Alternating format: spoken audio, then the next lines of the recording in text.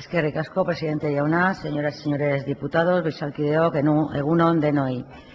Un paraíso fiscal es un país que exime del pago de impuestos a los inversores extranjeros que mantienen cuentas bancarias o constituyen sociedades en su territorio. Típicamente, en este país conviven dos sistemas fiscales diferentes.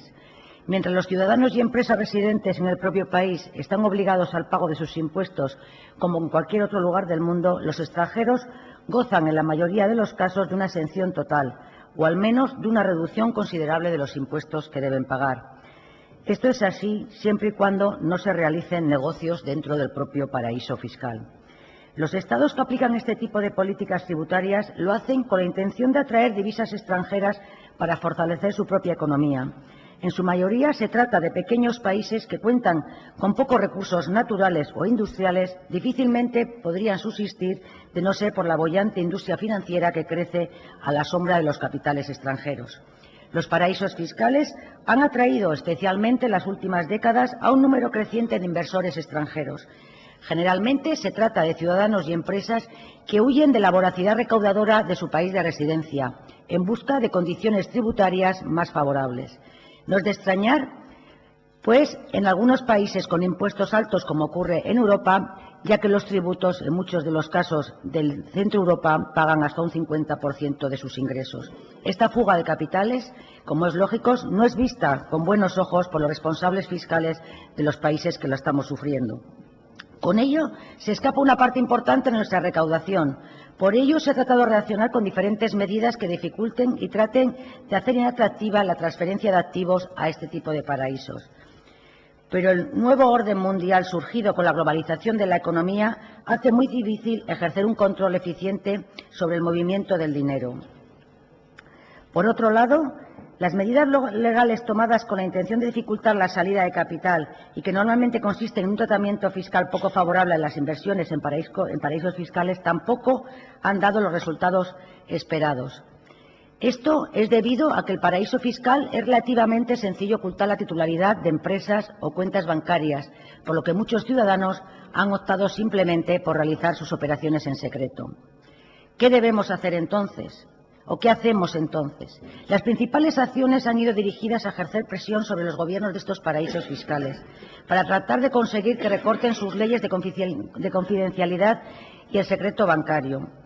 Esto actualmente se está realizando a través de diversos organismos internacionales, normalmente enarbolando la bandera de la lucha contra el terrorismo, el narcotráfico y las redes de blanqueo de capitales. Así, la OCDE, el G20 y el GAFI son los organismos más activos en este terreno.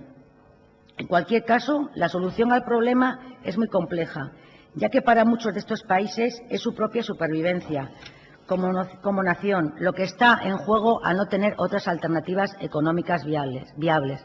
Señor presidente, creo que hay un problema con el... Es imposible que lleve el tiempo consumido. ¿Cuánto tiempo me ha dado? Pensaba que eran 10. Pensaba que eran 10. Sí, pero es una enmienda compartida. Sí, pensaba que eran 10. Estaba convencida que eran 10. Así que me voy a agilizar. Hasta ahora hemos visto que la principal característica del paraíso fiscal consiste en una política tributaria favorable a la inversión extranjera, pero no es ni mucho menos la única. Existen otra serie de peculiaridades, pero sobre todo la más importante son el secreto bancario y el secreto a las personas que integran las empresas o a los propios particulares. Esto dificulta considerablemente que tanto la OCDE como el GAFI o como el G20 pueda incurrir en ello.